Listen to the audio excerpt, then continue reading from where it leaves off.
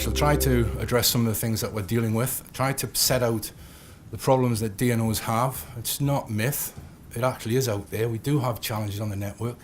We do have an old network compared with Europe, 70, 80-year-old network, particularly in the sticks, as we call them, out in the rural areas where a lot of wind and a lot of the large-scale farms, PV farms, are getting connected. So I want to quickly brief you just who ENA are, a little bit about the networks themselves, the impacts of DG, not just PV, but all renewable sources cause a problem on the network. Touch on the DEC Ofgem Smart Grid Forum, the very recent business plans that were presented to Ofgem by the DNOs, 1st of July. I want to talk about the Low Carbon Network Fund, because that's addressing, as we speak, a number of issues that were picked up the day this morning on some of the constraints relating to connection of PV and other renewable sources. I was hoping to show you the new LCNF web portal if it works, but we'll try that.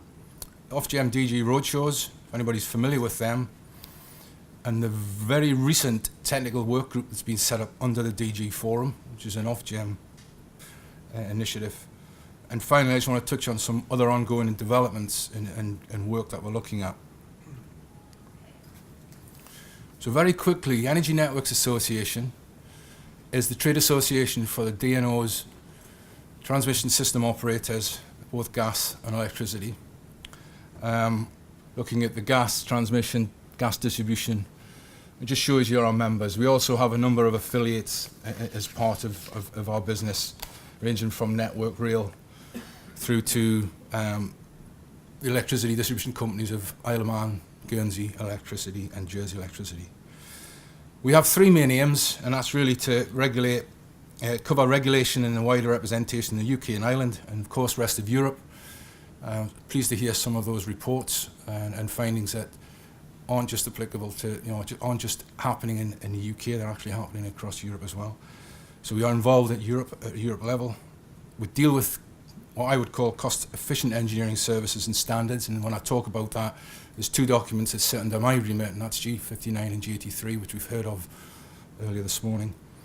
And finally, of course, we want to ensure that our members are as world-class when it comes to safety, health and environment across all sectors. At a conference I was at in Truro about, late April, I found this statement by one of the solar CEOs, and it kind of set my scene, really. It was taken from the Solar Power Portal, and it's two sides of a coin, really. And again, he says, as far as he's concerned, the limiting factor on his sites is not the land that we can get, it's the grid that we can get. So if we build a 15, 10, 5, 1 megawatt project, it's because that is what the grid will allow, not because we can't knock on the next door farm and ask for another 20 acres. But what I was pleased to see is that, there's realism here that, as I said before, these networks are 70, 80-year-old, and in the scheme of that life cycle, PV and other renewables, they only just happened over the last few days in comparison. Somebody mentioned 2010 as a sort of a datum, and we saw a significant rise in PV connections from that point. And of course, I'll come to some of the challenges for DNOs. That's just an example. So what the CEO is saying here is, like all things, you have to build relationships with these people being the DNOs. And as I've said to everybody at every conference, and Nick mentioned it in his presentation, which I was delighted to hear, is before you do anything, talk to the DNOs, because they want to work with you. They don't want to find that you spend £20,000 on a planning permission and then you find that the DNO can't connect you because you can get connected but you're constrained. So as I said, it's important that you build these relationships with the DNOs. And if you think about it, DNOs have been working exactly the same way, going through their merry dance for the last whatsoever number of years. And then suddenly these solar boys come up with the woodwork and start banging the table and demanding stuff, saying, I want it now, and I want it for next to nothing. In fact, I want it for nothing, I know that's not true. But what he said at the end, and it's a fact for this chap, he's got a great working relationship.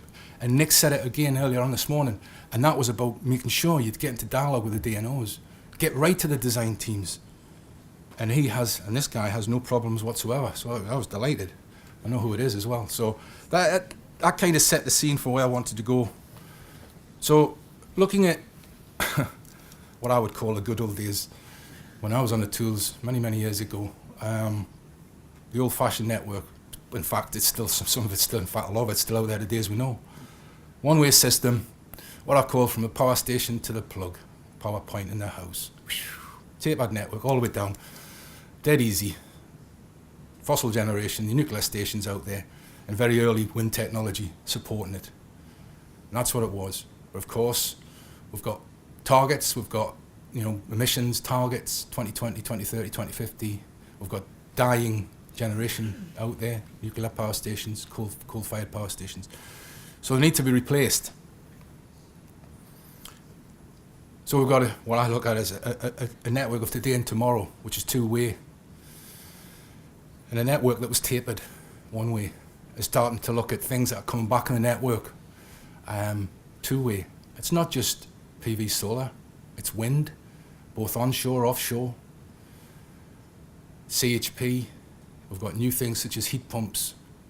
And of course, the targets that DEC have set, the scenarios for electric vehicles, is very challenging as well. There'll be electric vehicles that will be wanting to connect as well, and of course be charged, and then sometime in the future to feed back into a network through some kind of demand response. So again, here's a new network that's starting to shape, and it's only taken place in the last couple of days when I talk about comparison with years where we've come from. Now, for the technicians, engineers in the audience, what's on there is not probably new to you. But probably for the non-techie or the financial guys in the audience, these issues here are real. These are the issues that the DNO has to consider when he gets your application to connect to the network.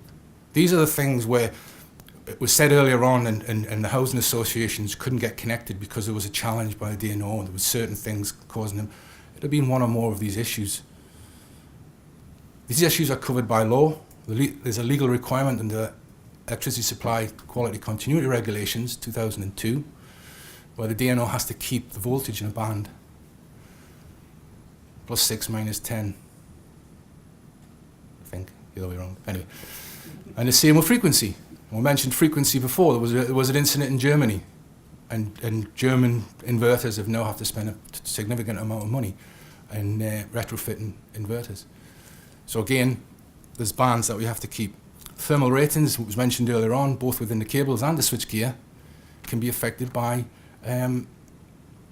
issues associated with voltage rise. And fault level, that's where we've got problems with substations, particularly in the urban area, where we have a significant fault rating on equipment which could be increased by ever increasing levels of renewable power.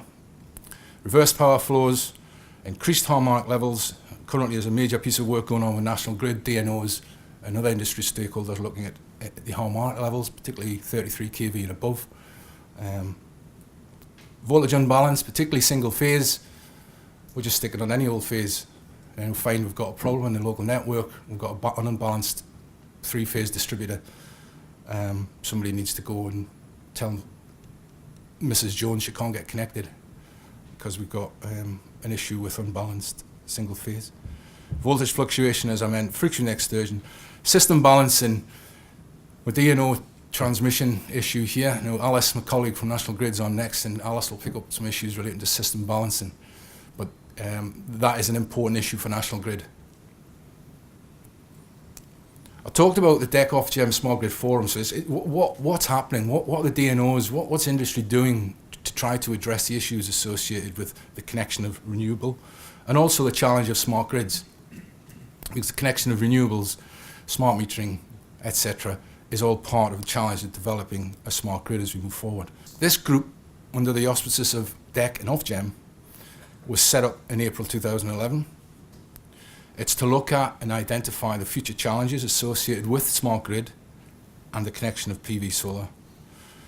To look at the actions and guide DEC and Ofgem and other stakeholders involved in that work, how to address what are the issues and the actions taken to address these future challenges and what barriers need to be removed. Now, we've heard a lot this morning But as I said, those barriers aren't there just because DEON doesn't want to connect you. They are real barriers. There's challenges. It's important to facilitate the exchange of information, and I'll come on to some issues that we're moving forward on that in a very short while. Again, to help all stakeholders better understand the future developments and track smart grid developments both in UK and in Europe. Now, all that information regarding the Smart Grid Forum, I would encourage you to go and have a look at it, because it's very good stuff and it's very important stuff for PV solar and other renewables, because you'll all play part of the smart grid when we move forward. And that's available on the Ofgem website. So please, I ask you to take a look at that. And there are 7 work streams.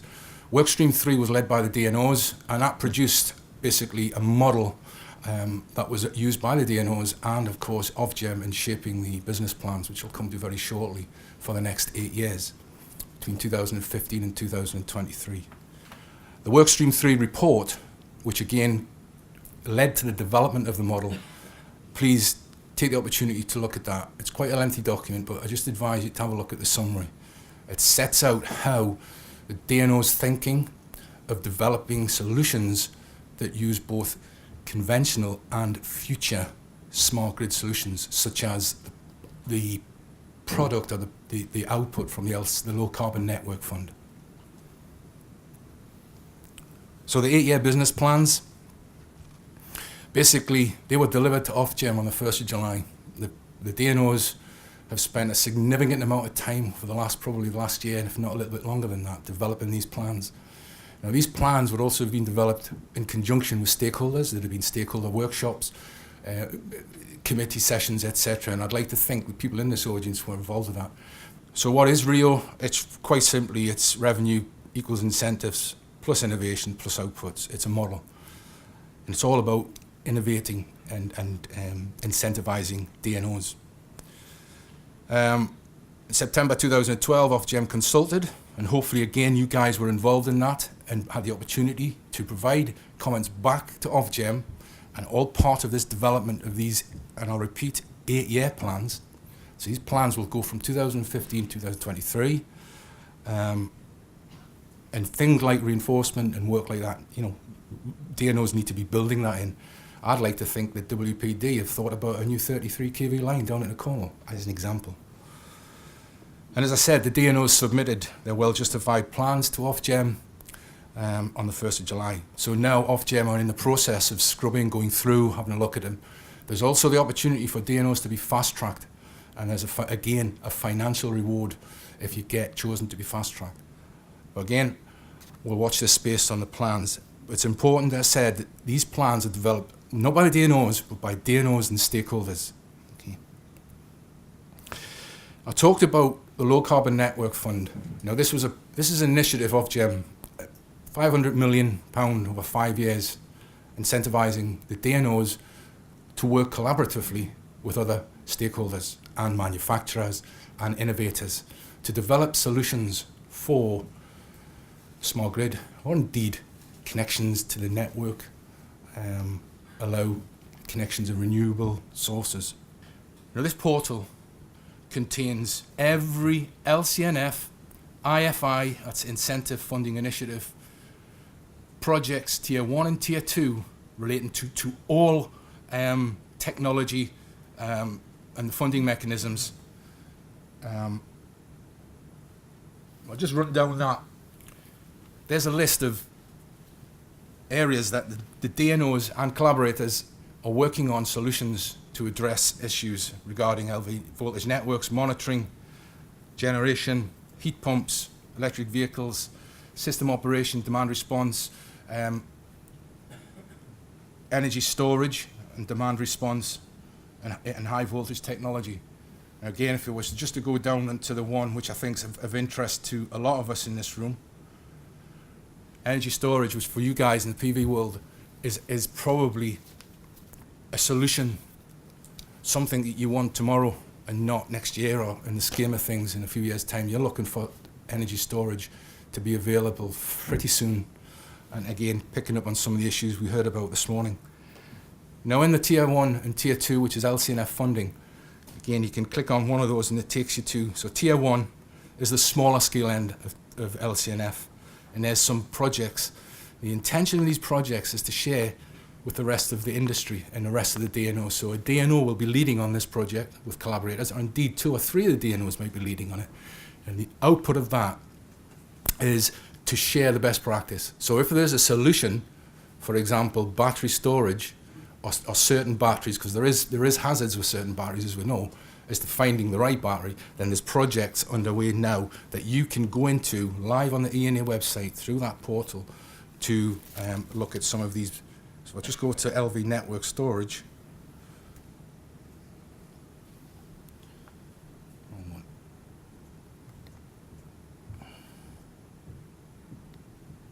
can go 2 ways.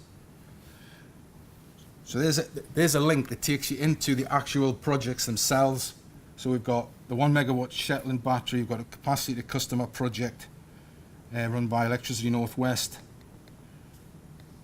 Short-term discharge energy storage on 11 kV distribution network run by UK Power Networks. And again, if you were to click into the link, you can actually view that project, what it is, what they're trying to achieve, what's the output, who's working on it, what are the costs, what are the benefits to UK PLC. I'd commend you to have a look at that. It only got launched last week, 26th of June. It was formally launched by Ofgem.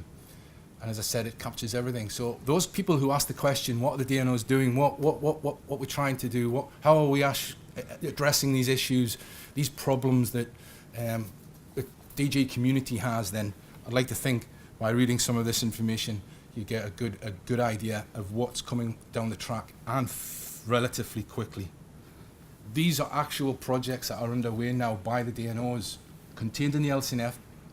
All the information's on there, relating to online tap changes for medium and low voltage transformers. There's 3 IFI projects looking at that now, automation. Advanced voltage control systems, there's 2 projects, tier 1 and tier 2 projects. Static VAR control, there's 2 projects now looking at that as I speak. As I said, DSO storage, there's a number of projects looking at battery storage. And again, people ask the question, well, we hear what you're saying, we see nothing. Please go into the portal and you will see the delivery dates, you will see what the objective of that particular project is doing. Network configuration and advanced closed loop operation, so active fault level management. Ofgem have had 2 series of roadshows last autumn, 2012 and 2011. And what came out of that, the 2012 roadshow, I can quite simply say, oh, we've heard this all a year ago. Nothing's happened over the last year.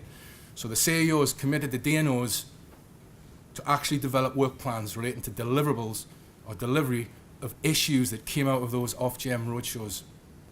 Now what's been set up, the CEOs have delivered work plans to Ofgem. Ofgem have set up a stakeholder work group. DNOs, industry stakeholders are on that group. But what's come out of that, and it's probably really important, certainly from an STA, Solar Trade Association, there's been set up a subgroup which is a technical DG forum. And I don't know if you know Tim Russell, but Tim Russell is the co-chair of that group, and Tim is actively looking now for DG stakeholder representation, and he's going through the trade associations, because I think that group was going to fit and tie in well with the PV strategy group for solar. Okay, so I think, again, it's just something to be aware of that we have set up, and the first meeting of that group was 27th of August. So there's a great set of actions come up with the DG roadshows. Ofgem are monitoring. The CEOs have committed to delivering these commercial related issues, things I've heard this morning about the cost of reinforcement, who pays for it, who doesn't pay for it, why do I have to pay for this, why don't, this is all coming out of these commitments by the CEOs. So my last slide, as I said, there's ongoing developments as we speak. Engineering recommendation G59.3 it's going to the Distribution Code Review Panel on the 12th of July. Now that document has been addressed to look at type testing issues, particularly all generators up to 50 kilowatt. We're trying to introduce a G83 process. So I'll call it an inform and fit, which will eventually get to a fit and inform at G59 up to 50 kilowatt, which is a long way to where we were last year. and I heard the issue this morning about G83. So G59.3 has had some significant change to it, primarily for the manufacturers to improve and make it easier for the type testing process. But one addition is we've also changed the application forms and the commissioning forms to hopefully anything up to 50 kilowatt uses the new simplified form and the new G59.3, not that horrendous, horrible ENA connection form that's, I get somebody phoning me every day to help them fill it out because it's too difficult. So anything up above 50 kilowatt, unfortunately, until further notice, will need to use the ENA application form. But we've certainly gone a long way to try to introduce a fit and inform process above the 3 points, certainly up to 50 kilowatt. The DG connection guides, I hope you're all familiar with them. You know where to get them. The advice that's in there is to me brilliant. It's plain English, provides the user advice on how he or she wants to connect his or her generation to the network. G83.1, single stage application process, G83.2, multiple application process, and G59.3. The DEC PV solar strategy group, all I wanted to say on is that is my members, DNOs and National Grid want to be actively involved in that process. And we are a member of the steering group, and we're also going to drive and lead forward the grid group. The DNO's Energy Storage Operators Forum, we're going to hear a little bit about that from one of the speakers in the next session. That is a DNO club that's looking at storage issues and battery use. NSOE network codes, I mentioned that in one of my questions this morning. It's a very important area to be aware of, particularly in the requirement for generator code and the demand connection code, because there'll be, as we move forward, National Grid will be looking to use generation as part of its demand response. So again, there is a GB group, stakeholders called the Joint European Standing Group, the JESC. Now again, get a look at it on the National Grid website, because that's an area that I firmly believe the small end's been missing. When I call the small end of the generation. Large scale generators are in there, but the small scale, because the RFG is right down to 800 watts. And finally, just to say that again, there is a number of joint grid and distribution panel working groups looking at a number of areas, some of the things I mentioned earlier on, to try to address these issues that people perceive as barriers. Really, as I said, I could go on all day and talk about, but they're to try to address barriers is for us a bit like trying to turn a tanker, or trying to turn one of these huge big oil tankers. It is happening. It won't happen. We won't get it tomorrow. We'll get it next week, hopefully.